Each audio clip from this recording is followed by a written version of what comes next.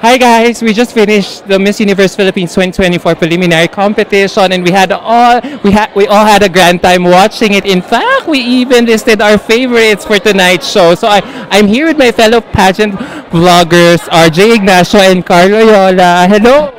Hello! What's up? Universe. Oh my gosh, I'm now turning the tables on you. Sino para sa inyo ang nag-stand out ngayong gabi? Ikaw, RJ. Of course, ilan ba? Lahat? Isa lang, dalawa. Sige. Yung talagang napa-wow ka talaga. Syempre, Quezon Province. At saka, oh my God, nagulat talaga ako kay Chrissy McGarry. Talagang biglang nanlaban talaga. Kasi akala natin, nung last activity, parang medyo delikado. Pero Karina, oh my gosh, solid ang performance si Chrissy sa swimsuit and evening gown. And grabe, pasabog talaga si Victoria sa evening gown niya. Ang ganda. As in, sobrang simple. Parang feeling ko siya yung may-ari ng Manila Hotel. Ang expensive. Alam mo ba, fair na mato yung gown? Yeah, di ba? Pasabog talaga. Talagang complete departure from her first look ng 20. Oo, sobra. Para ibang tao na yung lumalaban kanina. Grabe. What about you, Carl? Ako, Chrissy McGarry din kasi napaka-regal niya. At isa manalo ako solid. Pero nung nakita ko si Chrissy, parang Chrissy McGarry na ako. Swimsuit, evening gown, McGarry talaga. Pero syempre, hindi rin natin i-hype din natin yung mga nag-perform talaga. For me, evening gown, swimsuit, yung mga dark horses ko, Bulacan and Philcom of Hawaii. Yun. Pareho tayo. Kahit malayo mga upuan natin sa isa't isa. Ikaw, dark horses.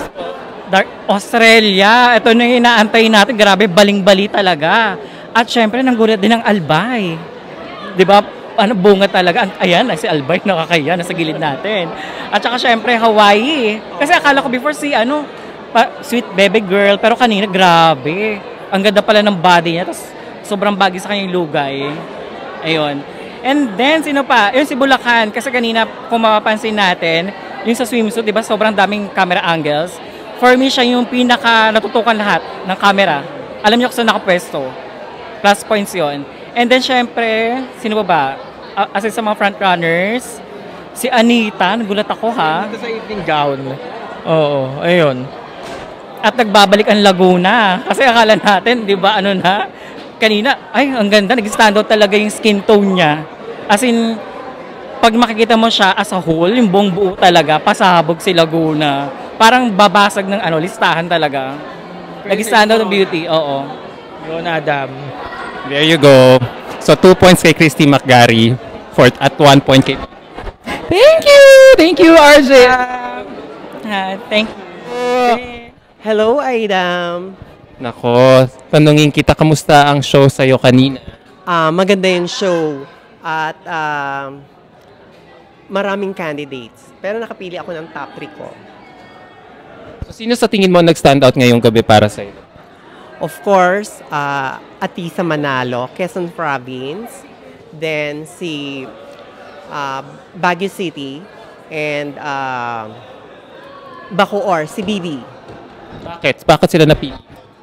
Sa akin kasi si Atisa, nakikita mo na talaga sa kanya yung talaga mold na siya bilang koronahan. Si Bibi Palaban, alam mo yung pwedeng mag-dark horse siya. Si Baguio City, andun pa yung freshness niya na may chance din siyang manalo. Nice. Thank you so much. So, yan, nagustuhan mo talaga yung performance. Maraming salamat again. Thank you so much. Oh, Gerald! Hi, Sir Adam. Good. Nahabol pa kita. Yeah, thank you so much. So, sino ang nagmarka sa'yo kanina? Alam mo, grabe, this year's ibang klase talaga yung batch ng Miss Universe Philippines. Grabe, as in, pero yung pinaka nag-stand out talaga sa akin sa performance overall si Quezon Province. I love her talaga performance. Grabe. Feeling ko lumalaban na siya sa Mexico. Parang she's not competing here in the Philippines. Pero grabe, as in. And of course, si Taguig, grabe din. Si Baguio, Of course, I love, Kainta talaga yung personality niya talaga. Since Binibini, I love her talaga. Sa apat na yan, so tingin mong mananalo? Yun talagang tingin mo mananalo? Ako, siguro yung pinaka-prepared talaga sa lahat. Siguro si Quezon Province, grabe. Iba si Atisa, grabe. But how important is preparation, yung sinasabi mong handang-handa preparation para manalo ng Corona this? Alam mo, si Atisa kasi is 6 years or more than 5 years. Kumbaga nawala siya sa pageantry. Siguro yung taon na yon, bukod sa naging busy sa pagiging businesswoman niya or business owner, siguro isa na yung pageant na pinaghandaan niya doon. So, masasabi ko talaga na si Atisa is the most prepared, representative if ever, or sa Miss Universe Philippines 2024. So, Atisa for the win. Tingnan natin sa Wednesday. Well, let's see. Pakain ka ba pag nanalo siya? Hindi, kasi wala pa akong sahod. Sige, good night. Thank you, Gerald. Thank you so much, Sir Adam. See you on Wednesday. Bye. See you in Wednesday. Hi guys, edit ko naman to eh. Hello guys, look who I'm here with now. This time around, grabe. Patok lang naman sila sa YouTube ngayon in their own respective channel. So I'm so happy to get to see all of them in one frame tonight. Yung isa fresh all the way from Australia. And Aklan. And si Dr. Sed. At sa So, please say hello to them. Parade of Beauty. Hello, Sir Adam. Kamusta ka naman, Joy? So, wala ka naman jet lag? Wala naman. Okay pa rin. How was the show earlier? Amazing. Beautiful. I love it. Sayang, no? Hindi tayo maka-film ng footage. Nakakaloka, oo. Pero okay lang yan. They're doing well. They know what they're doing. That's fine. So, how do you find the show tonight? Who was your pinaka-standout for tonight's show? Atisa Manalo. Tatlo sila. Atisa Manalo, Alexi Brooks, and Tagig. Why? Saan nag-stand out, nagmarka sa'yo si Tagig, si Alex? Si Alexi nagmarka sa akin sa swimsuit. As usual, yung performance niya. Yung evening gown, okay lang. Si Atisa Manalo, Sumagot pero... Si Atisa Manalo, both palong-palo para sa akin. Pero mas palong-palo siya sa evening gown. Alright. Okay din. Okay. What about you po, Gays? Yes, ang pumalo sa akin sa swimsuit, I go for Atisa. Bago yun ng stable niya ng pose. As in, gustong-gusto ko yun. May pinakita siyang bago. Yes! At saka yung aura-aura, ang stable talaga ng pose. At saka yun talaga ako nabilib. Siya talaga nagpasabog sa swimsuit. And Christy McGarry. Silang dalawa. Tapos sa gown, amazing ang kay Zambales. Christy McGarry, pero hindi masyadong bongga yung kay Atisa, pero yung performance bongga. We have the same thoughts. About Atisa. Hindi ako nagandahan. Gusto ko Hindi ako nagandahan sa ganito. To be honest, nakikita ko yung lagi, pero yung the performance is amazing. It's not so much about the gown, but The performance, overall performance, and kung paano niya dinala yung gown. Diba? Salamat, Dr. Gaysel. Doktor na rin na. Kasi lagi ka nakasalamin kagalang-galang ka na. Joke. Totoo, that salamin gives you more, credibility or to retain that look. Oo.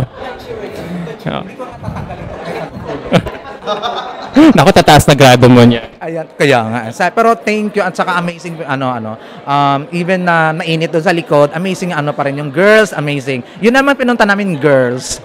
Ayun, thank you. Tayo. So what about you, Dr.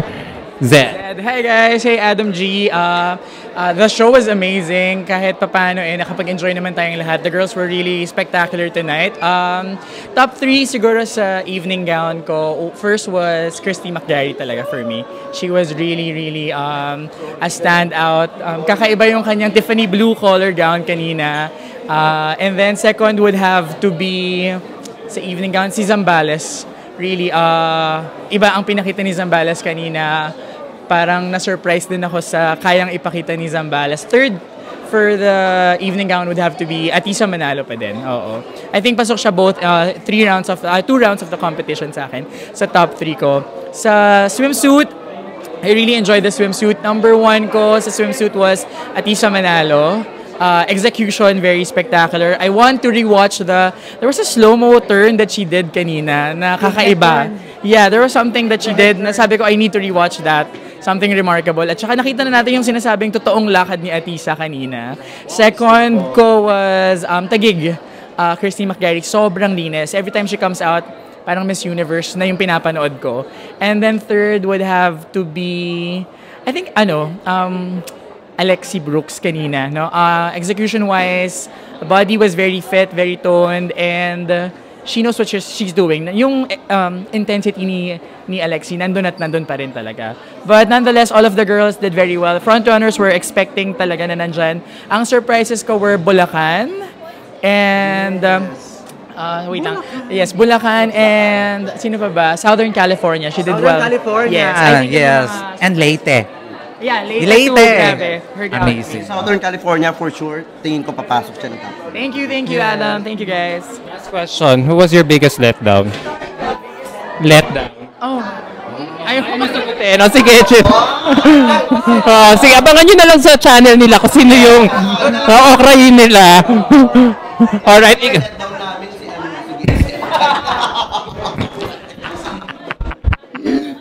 Sama ng ugali. Sorry, I forgot to mention Pampanga also. Did so well. Did so well. Pwedeng manira ng listahan. Take note. Yeah, Cyril did very, very well today. Super galing. It's a big surprise. Hi, I'm Tony Lemon from Los Angeles. Number 1, I'm so amazed I'm being interviewed by you. This is out of the space, out of this world. Anyway, my top 5 overall, because they already gave everything, is si Atisa Manalo, si Iloilo, si who's this? McGarry, Pampanga, and Zambales. Overall, top 5 for me. That would be my choice. Thank you po for sharing your real-time thoughts about the pageant earlier. Sige, kita-kits po on May 22 and let's see kung magbabago ang mga sinabi mo. We will see. Thank you very much. Yes. Thank you, Sir Adam. Thank you, Sir Adam. Ikaw yung aming nanay. Sige, thank you all of you. Nice to meet you too. Yes. Ayan. Report pag ginagamit namin yung video mo. Ganun ba yun? Alam mo, sinasabi ko sa kanila, si Sir Adam, mabait talaga yun. Sinasabi niya na mahal niya tayo. Basta siya muna mauna mag-post. Diba? Sinasabi mo yun, ikaw muna. Pero sa totoo Yun lang. ang sinasabi ni Sir Adam. Alam ko, Post please. mahal na mahal ko kayo, pero ako muna magpo-post. Para ako muna ang unang kikita. Unahan kami. Diba? Ay, bakit inaamin namin Sir Adam, wag mo kami papaimburnal sa mga sa mga ginagamit. Lalo na sa Miss Universe, siya talaga yung source of. Ito rin kayo, kaya nyo. Gusto namin yung ginagawa mo kasi At kami rin ni-repost mo yung nakaka-benefit. ko, di ba? Yung ni-review ko yung video mo, Sir Adam, ha? Hindi ka nagpapaalam sa akin, ha? Sige, time to na tayo, rap. Dumaan na lahat ng mga girls, di ko mananahay. Sige, ayan. Dia! Thank you guys. Sige, bye. See you on my... Yes. Thank you. Subscribe to our YouTube channel. You look so beautiful. Thank you so much. You look so beautiful. Pwede ko ba i-post to? Napakita siya So, kailan kami? After tonight na lang. You look so beautiful. Thank you so much. You look red is your call. Yes, I believe so also. I love the color red talaga. I just want to say you look stunning tonight. Yeah. Thank you, Thank you, Adam. Did you enjoy that? Sige, go up to your place na. Thank you. Bye.